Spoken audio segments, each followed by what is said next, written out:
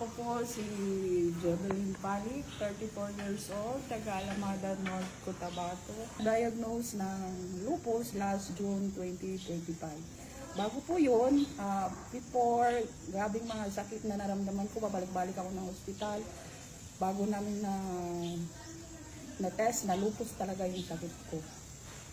Maraming symptoms na lumabas sa katawan ko, tulad nung parang sunog yung mukha ko, yung labi ko, hindi ako makakain, may tonsil ako.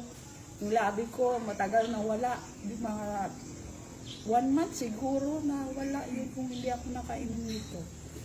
Mga 1 month kasi hindi ako makakain ng maayos. Sabaw, wala nga pwede kong kainin.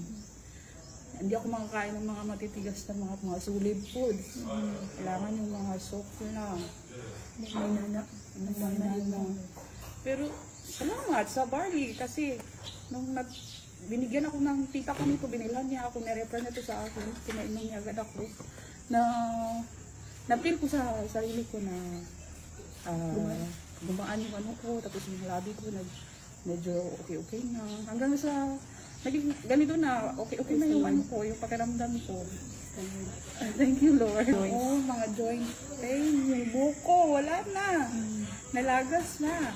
Pati yung mga katawan ko, yung likod ko, masakit, hindi ako makalakad ng maayos. Napakalaking tulong talaga sa atin itong amazing barley.